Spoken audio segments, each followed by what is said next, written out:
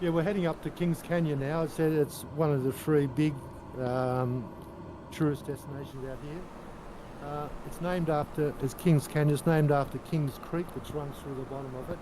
And we'll be after Kings Canyon, we'll be landing at Kings Creek Station, big cattle and camel station. It's not a huge canyon. I mean, the canyon walls are only about 300 feet high. And there's rock pools and palm trees down the bottom, which look very nice in real life. There's you can walk the rim. It's normally a 3 to 4 hour walk, about 6 kilometres, but quite arduous. They recommend you walk it clockwise. So you can walk it anti-clockwise, but if you're walking it clockwise, you start right at the edge of the rim, and it's a 500 metre, almost straight up, rock steps, just steps made of the actual rock topography. Rock step climb up. It is so steep.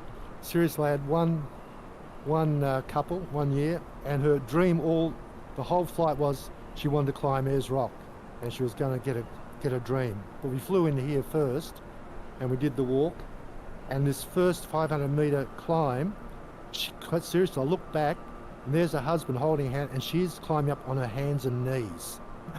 And I said to her, you're not going to be able to climb the rock. How dare you say that? Of course I'm going to. It's my life ambition, How dare you say that? And I said, well, if you're going up here on your hands and knees, there's no way known. And she was adamant she was going to do the rock.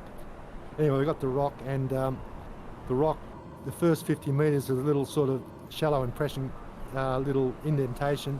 It's called Chicken Rock. And she made the Chicken Rock, and it had a terrible look on her face and didn't get any further. The interesting thing about the first 500 metres walk up the rim to start your 6 kilometre walk around is at the top of this 500 metre climb, and I'm not joking, there's a little hut with a defibrillator in it. It is steep. Doesn't matter how fit you are. Again, with this one, like a lot of activities out here, it's recommended if you're going to do the walk, you do it early in the morning. You don't want to be walking around after about 2 in the afternoon, because you can just get too hot, just saps you. There's a resort here as well, fairly mediocre resort. And one year in the motorhome I was out here, and I had a major headwind getting back to Alice, and so I pulled in here. Mind you, it's a 2-hour detour just to get fuel, and I paid where it was probably about $1 in Melbourne at the time. They are charging $2.45 a litre, so almost 2.5 times. When you're overflying here, you always do orbits around, let people have a good photo and take photos. Interesting thing, one year I in the Part Navia, and I was doing what was I doing? Yeah, doing a left-hand orbit around it. And everybody climbed over the left-hand side to take photos out the window because we're a fairly steep bank turn. And I've got to tell you, the plane didn't like it at all. I had to ask people to get back in their seats pretty damn quick. The other thing is too, when you are doing orbiting around, it's your head's on a swivel, because there's other planes and 2 or 3 helicopter operators normally out of Kings Creek Station. Also doing the same thing, so you're talking in the air, but you've got to have your head out because you're all flying fairly low, and you've got other aircraft in the air with you and all in a very tight location. I once did a flight with a friend during a time when they were going to implode the Kingdome in Seattle, and I was told by a friend of mine who was a Seattle Center operator, controller, and he said that there were about 40 aircraft in the pattern during the time of the implosion. So we were one of 40, and the fixed wing were at 1,700 feet in what were we at? A counterclockwise circle, and helicopters were to 1,500 feet HEL. And I tell you, that was something, looking out your windows and seeing a plane pulling a banner, right, just what looked like a couple hundred feet away. Well, once you finish your orbit, guys, we'll go over and do a full stop at Kings Canyon Airport. I had a brilliant idea. I celebrated up to about 10:30 with my family, and then I hightailed at the airport and hopped in a twin with some other people, and I did the orbit around the town of Melbourne and city of Melbourne to watch all the fireworks. But there were so many other pilots had the same idea. We had 3 levels. We had 1,500, 2,000 and 2,500, and both clockwise and anti-clockwise. I think top and bottom were, let me think, because I was in the middle. I was anti-clockwise, so top and bottom were clockwise. And we must have had, over those 3 levels, we must have had probably, I don't know, 20 odd planes. And tell you what, everywhere it was like you're in the invasion of Baghdad. It was just fireworks exploding all the way around below you. But I don't even remember half the flight because I was just, again, my head was just on a swivel, just walking and watching and talking to everybody else to make sure that we don't have any conflicts. But it was a great way to spend, to welcome in 2000.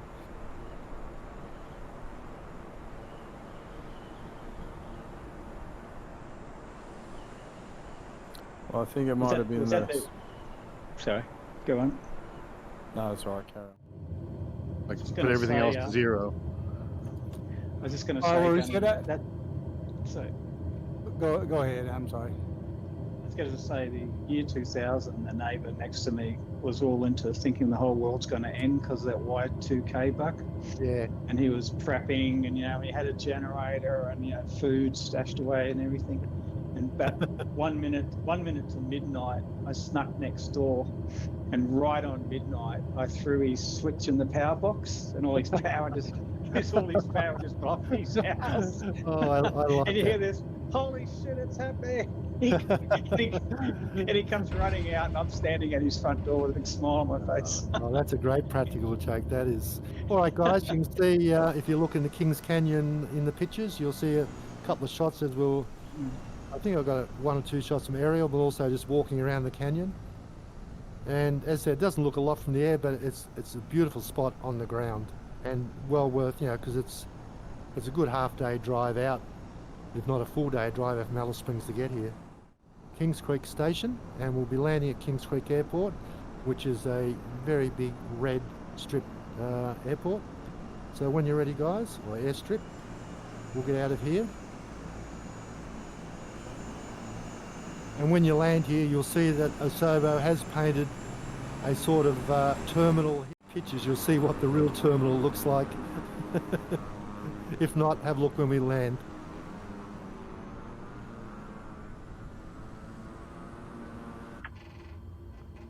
And if you fly at night, Osobo gratuitously have put street lights all the way along the road out here. There's no street lights. Yeah, definitely not. So one other person said that they couldn't see the photos or pictures. Well, we're flying to Kings Creek Station now. It was established in '81, and it's nearly 2,500 square kilometres in area, and that's about, in your talk, Triton, it's about 900 square miles of station. It's, as I said, it's mainly cattle and it was mainly cattle and camel, but now tourism is becoming their main earner. I mean, it's a huge destination. They do all sorts of levels, from your own caravan and motorhome down to a backpacker tent, to glam tents, to cabins, the whole lot. They've really gone big into it. They still export camel, and one of the things here, you can actually go into the cafe and get a camel burger. Which is a it's a taste sensation. Not to my liking, but just a bit gamey to me. If you go to the bar late at night, you might even see a camel toe. Oh, Reset, that's beautiful. Yeah. And after six beers, she'll look lovely as well. Well, we had a joke last night. I asked people, what's the difference between a dog and a fox? And the answer is 6 beers. About your 1 o'clock, you should start to be seeing the red strip. So it's Kings Creek Kings Creek Station. Yeah. Kings okay, Creek cool. Station, yeah. The normal protocol was, it's a private strip. All you had to do is, if you knew you're coming in here, just ring them up and just, basically it was just, just acknowledging it was their strip and just say, is it all right to come in? They always said yes. And you'd normally land in here, and if it was a younger crowd of passengers, we'd do probably about a 15-minute walk from the strip up through the sand dune and the mulga into the station. If it was an older crowd, like, I had one, it was a group of elderly females, all you do is you overfly. Quite often they'll monitor UHF, if not, just overfly and do an orbit. They normally get the message that you're coming in and they'll send somebody out, come and pick you up. It must have been a fantastic life up here. I love the outback. I grew up on farms in sort of semi-outback. You can't describe the feeling of it, can you? It's so nice. Well, I can. I mean, seriously, cities are just full of bullshit. Out here, it's just down-to-earth people who just get on and do things, Yeah, yeah. And that's probably the easiest way to describe it. Just the atmosphere of the place is what I'm saying. The atmosphere is just incredible. Yeah. And there's definitely no wokeism out here, I can tell you now. That's right. Well, when you land, halfway down, you're going to see the terminal that Asobo drew. It's still only a tin shed type structure. And if you're looking as you're on a final approach, if you look over to your left, you'll see the King Street station itself. Right. Yeah. And just the other side of the station is the road that takes you down to the Lassiter Highway, which you'll then turn right into Ayers Rock and the Olgas. But yeah, halfway down is the little terminal. When we land, pull up at the terminal, then go into the pictures and see what the terminal really looks like. Bit of tongue-in-cheek, really. Looks like the terminal at the RC flying field I used to fly at. Yeah, it's very basic, but what do you expect out here? But it's a beautifully kept runway and a really big runway. Yeah, it's a good sized runway, right? Yeah. Well, there's a lot of tourism in here. Also, because they have so many, it's a refueling spot. A lot of tourists camp here, and that, also you can put a flying doctor in here, no problem whatsoever.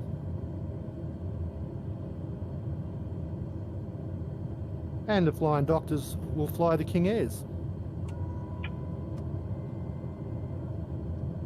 That looks nice. 1, 2, 3, 4 of you in a row, one after the other. And it looks like Smiley will probably bring up the rear. This time I forgot my gear this time. Oh dear. You're going to be a back to fly takeoff.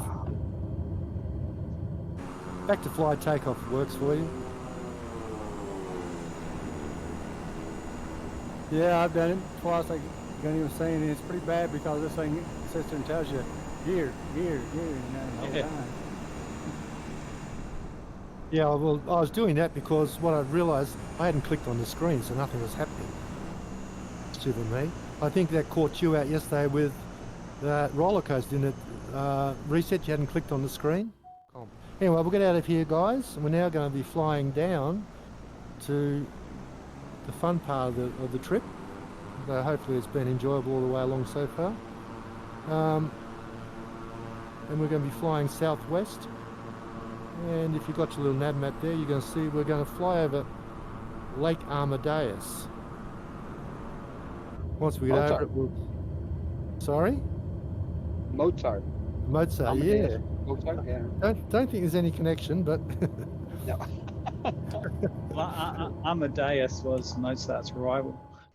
Yeah, well, the interesting thing is Sobo, as they normally do, they got this incorrect. They painted it as a lake, water-filled lake, but most of the time it's got a really hard, dry crust of salt right across the top of it. And if you look at, when we stop, you look at the pictures when we do an active pause over the top, you'll see the pictures of it. It does flow and does have water in flood times, but that's sort of, every few years only. It's about 180 kilometres long and it's probably about 10, 15 kilometres across. And it's the largest salt lake in the Northern Territory. Now we're going to climb up to 8,000 feet on the way to Lake Amadeus. You see is Mount Connor. And everybody said, there's rock, there's rock. I let it go for about 5 minutes, and then I know, and that's out on the right of the nose. And then I know, oh, by the way, guys, while I'm talking, guess what? Our constant speeds have just gone stuffed, and you're going to have to feather both props. Leave the mixture, but just feather both props. Yeah, it's got one side is very straight line, and then it's straight across it, and then it sort of slants out a bit coming back into the lake. It's just off my nose now. Yeah, I think I see what you're talking about. Yeah, it's a big mother effer feature, so that's why I selected it. So your challenge now is to, in an idle glide, put down on that. And again, you got no reverse thrust to pull you up. Don't forget to put your gear down and make sure you've got 3 greens.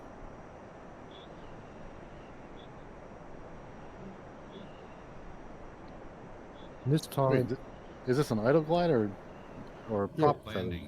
it would prop feather, which is then idle glide, basically. Landing gear. Landing gear. Landing gear. Landing. Yeah, my props are barely turning, and therefore my gear is barely going down. Yeah, and in fact, I've got a problem here because my gear is showing down, but no 3 green lights. So If you just put your throttle back full forward for a few seconds, like leave it at feather, Yep, my there we gear go. came down. Yep, got it. Well done. Thanks, Reset.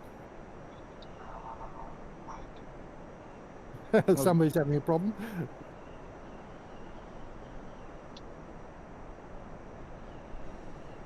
Whoa, this is going to be a very tight 180-degree turn on the final. I was getting some nice swaying on that cruise leg, Gunny, before you cut our engines. Why were you having sway? No, just like from the cruise, like just yawing from turbulence. Oh, okay, yeah. Just very, very light. Oh, Good. it's amazing telemetry which feeds in. It's absolutely mind-boggling. Oh, geez, that was a bounce and a half. I felt that. I'm down in a fashion. Came in a little bit hot. That's where you're landing, huh? Yeah. Well, Gunny, you and Reset are going to have to fix up 2 or 3 perfect setups and shoot them to me before my rig gets here, so I don't have to worry about all that stuff. I'll just load all y'all's work up. Look, but you're forever tweaking. I mean, I'm forever going back and tweaking settings, because sometimes I might have heave, which really does accentuate landings and bumps and stuff like that. And I might be flying someplace that's so rough, I just tone the heave down a bit. Otherwise, it'll heave me out of the room. That's part of the initiation. You got to tune the thing. Yeah. But to me, that's fun. It's a bit like I said to Reset. He was getting a bit over it, but I found probably one of the most satisfying, enjoyable part was dressing up my rig. Working out where to put the mouse, where to put the keyboard, where to put the two joysticks and stuff like that, and then working out how to get around access in and out. So I then had to work out 2 swivel mounts, and that was good fun. I see DD Rams made it down okay. And here comes their show. Props feathered. All right, we'll take off from here, and next stop, waypoint 7, which is the Olgas, or the Aboriginal word TJUTA, which means basically many heads. The Olgas is made up of, I forget, I think it might be 18 big boulder type domes, or maybe more than 18. Can't recollect now.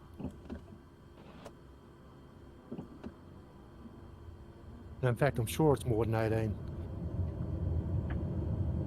Don't try and count them. It's a collection of big dome boulders, but very big.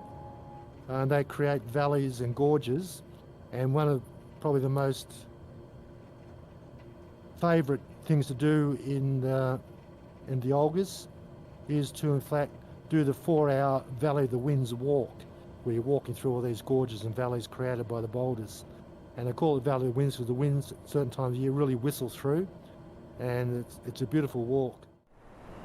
Well, you should have the Olgas right in front of you, and if you've got a little nav map, then you should be able to work out roughly where Uluru Ayers Rock should be.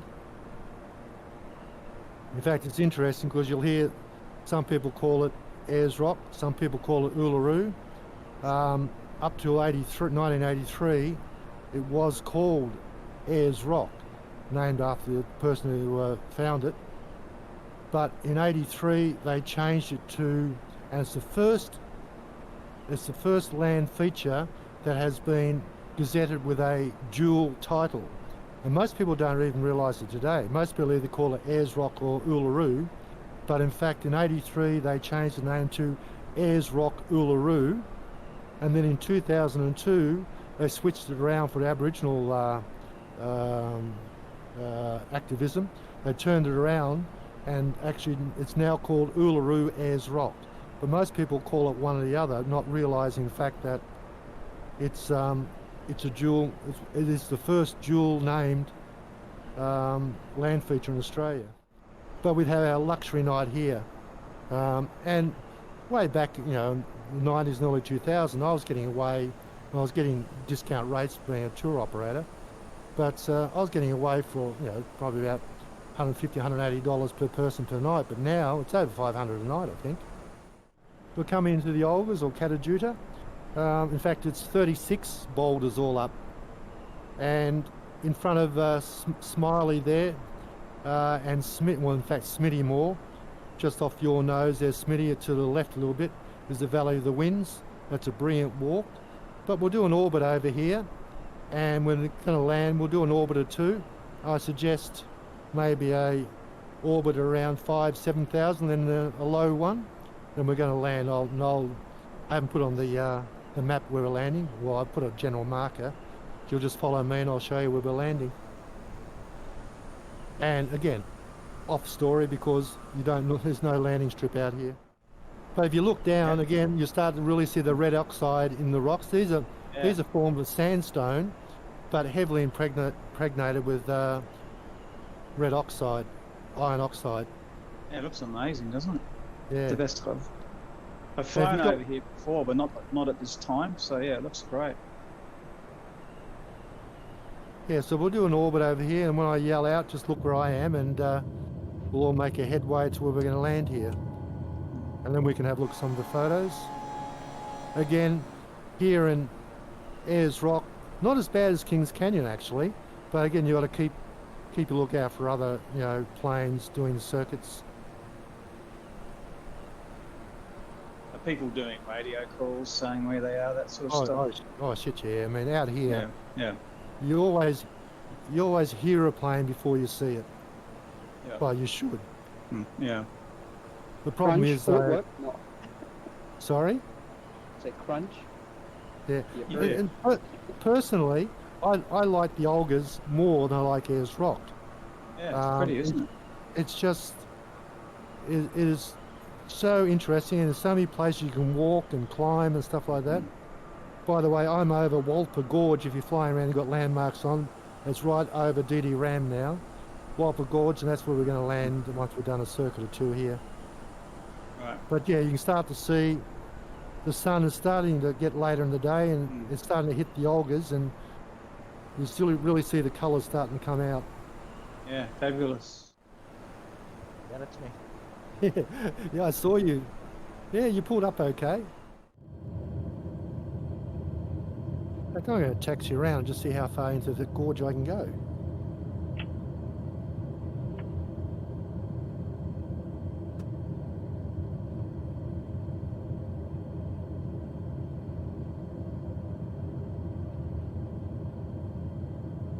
I think DD Rams would have fair. I think Smitty's gone further. PH found the end. Yeah, PH. Yeah, but you look. Are you in a King Air PH? Yep. Yeah, you look like a Bonanza. Oh, I was when I was upside down, yeah. They all look the same. No, you look like a bonanza. Everybody else looks like King Air. Smitty's having fun doing half pipes. That looks real fun. I was doing. All right, now guys, yeah, there's pictures here of the Olgas. Didi Rams is up high too. Oh, yeah, that's good fun. And can I ask you now to, in fact, set your clock forward to, yeah, we weren't far off, to 5:50. You set your clock to 5:50. We're going to take off, and what we're going to do is fly to the right of the rock and land at a little car park, and we'll have a chat there, and then we'll do a couple of orbits around, and then we'll head off to CONNELLAN for our final destination. Easiest way to know where we're going to land is just follow me. But you can start to see just how red, that's why they call it the red centre.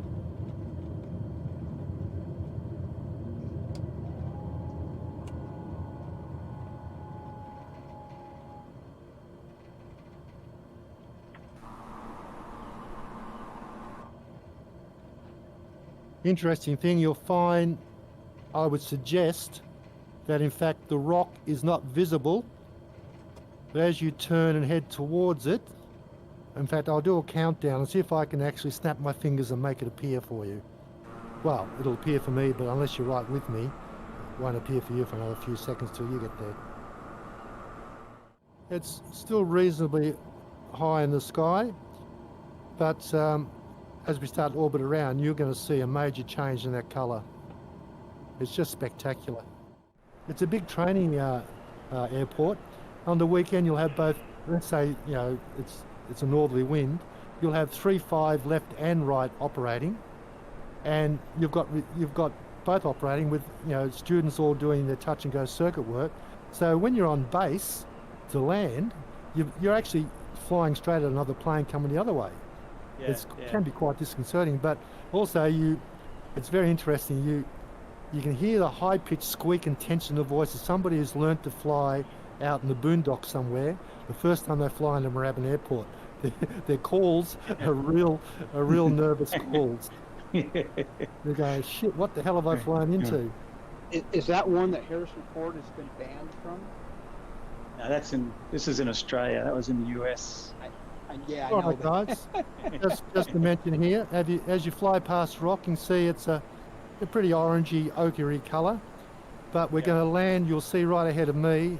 You'll see a white car park. We're going to land in there, and once you've landed, taxi back to this end of it because we'll take off towards the east again. But also, once you're facing east, when we've stopped, you'll get the appreciation just how long your shadow is. Are you enjoying yourself back behind the sim, Tolly? Oh yeah, I am. Because you've had a fair layoff, haven't you? Yeah. I don't even think I fired it up between my last 500. It's been OG. Well, even if I did turn on, it's probably for only 20 minutes, so I haven't flown much at all in the last year. Well, this year. But yeah, no, I'm loving it. Yeah. Well, I know, when it first came out, you were probably one of the heaviest users on the planet of the sim. Yeah. By the way, have you totally recovered now? No, lingering effects whatsoever? Of what, COVID? No. Or what? No. Okay, yeah, I did what you mean, yeah. Because I did have COVID, but that was like, over a year and a half ago. But All right, just a little bit about Ayers Rock. Originally named the name Ayers Rock was changed, as I said, in '93. Ayers Rock Uluru, in 2020 it was swapped around to Uluru Ayers Rock. Most people call it one or the other. One day I'll call it Uluru and one day I'll call it Ayers Rock. It's 348 metres high. It's a 9.5 kilometre walk around, and you can walk around, though most people drive around it. Most people call it a monolith, but in fact, in reality, it's not a monolith. It's an Inselberg, and that means that it's like an island mountain and it's wrongly referred as a monolith, and Island Mountain, that most of the bulk is buried below the surface. You're only seeing the tip of it. To climb up it, it used to, you can't anymore because in 2019 they closed it for good for the Aboriginals say it's such a sacred site. And you got some tourists doing the wrong thing. They'd go up there and take naked photos, or they'd have a leak on it and stuff like that. And definite no-no. It's a bit like going to a synagogue and hurting a bunch of pigs in there or something. So 2009 they closed it for good. But prior to that, it was an hour climb up. And on the bottom of it, just to the left of where you start up what's called the chain, because it's such a vertical climb. And if you have a look at the pictures I've sent, you'll see one picture there. It shows the chain and just shows you how steep it is. You really are holding on for dear life. And since the chain was put there, there's been 37 recorded deaths of people falling off, or having heart attacks and falling off, or reaching out for a hat that blew off their head and falling off. And down the bottom to the left of the chain, there's a whole lot of bronze plaques, in commemoration of different people who've fallen off and died. Very steep, very arduous climb, and probably the most interesting climb. I've climbed it probably at least 20 times because I feel obliged a lot of times, especially with elderly people who want to climb it, to go up with them. I went up one time, about halfway up, I found this woman. She was sitting down on the rock, and there's these steel stanchions about 2 feet out of the rock with the chain on. That's how low it is. You really bent over climbing up. She had a leg straddled each side, looking down, holding on a chain, and she looked forlorn and started talking to her. And it turned out she was 70 years old, and it had been a lifelong. She was from Germany. It had been a lifelong ambition again to climb the rock, and she felt that she just couldn't make it any further. So I said, well, would you like me to help you? And she said, oh, would you? I said, yeah. So, we struggled. It probably took me another hour and a half. We were halfway up already to get to the top. We got to the top, and it was only at the top. She then told me, the trouble I was having is that only 6 months ago I had a triple bypass on my heart. I go, But we got, I took it super quiet getting down, because getting down is just as hard as getting up. It really is terrifying. And got down the bottom, and I was her lifelong friend forever, sort of thing. She, just to make her day. It was a significant moment of life to be able to get to the top and take a photo. So I was happy to do that, and it's something I'll always remember.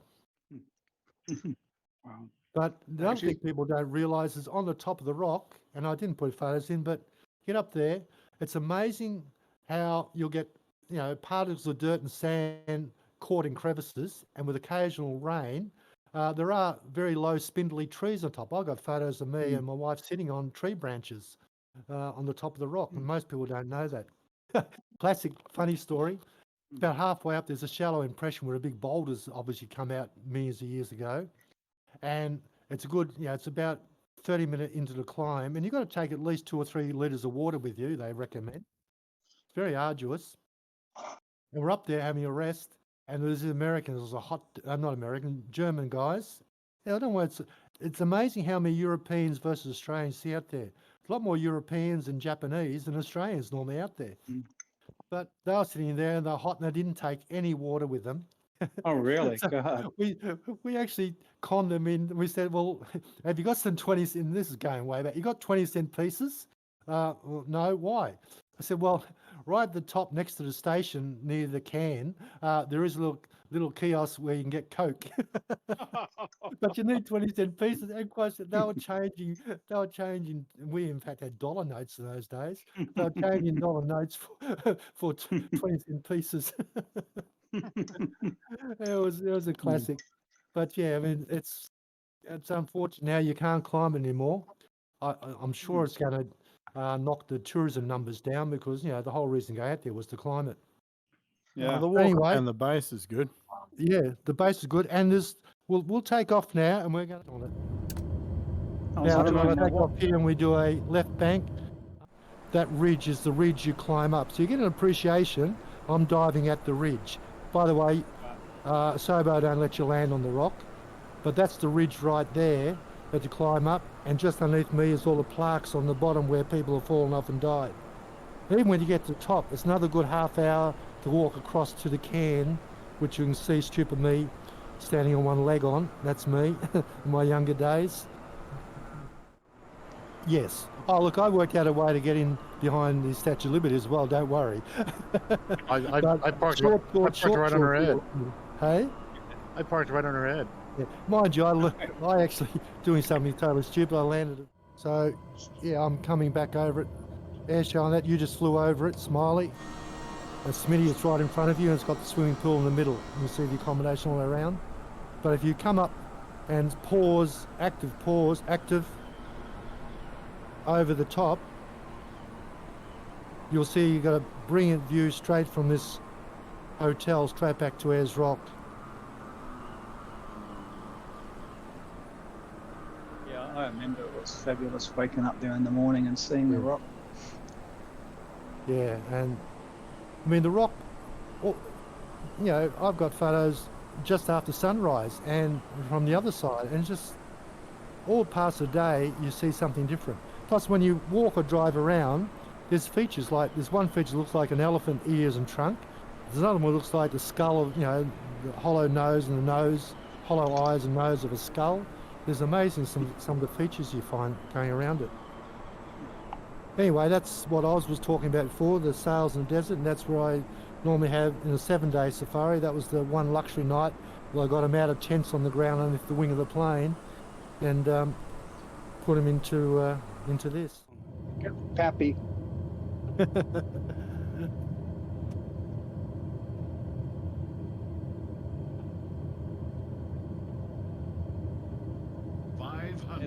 Does Woz normally come on your flights, Gunny? He comes on sometimes on Papua New Guinea if I let him know it's happening and I invite him. But no, not normally. Good Pappy flights. But yeah, this was a very popular flight. You know, either it was wrapped into a big outback safari from Melbourne, or sometimes I just station myself up in Alice for a month or so. So I wanted to go and see the wife again and just do charters out of Alice. Is the airport strip actually this nice? Yeah, it's quite a swank airport actually. Very nice. Again, go on Google, have a look at the inside. It's quite an attractive airport. Yeah, it's pretty good. And again, as you come up to the terminal, you'll see Ayers Rock and the colours, you know, getting deeper and deeper.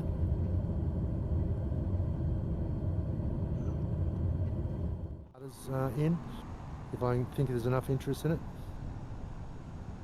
We'll have to do it in the Panavia. Yeah, we have to buy it unfortunately, and it was €18. And again, thank you Reset, made my day to hop into that. That's all right. I have to help you out a bit more now to pay you back. Mind you, I've saved you about, I don't know. Oh, you saved me $400 in GST. Yeah, just by being a little bit shifty, and you got away with it. Yeah. And anybody else down, and Oz down the track, if you go to the sim, come to me because I can get you a good saving on the purchase price. But on top of that, I can save you about another $400 with a little shifty I know how to do with customs. The Sim's got a kind of funny. The Sim's got a float plane way out here, and it's got an F4U at the gate. Well, in fact, it's got a float plane. Yeah, I don't know what they use a float plane. I'm just going to taxi around now because, as I said, quite often you'll have, because King Air's very popular out here,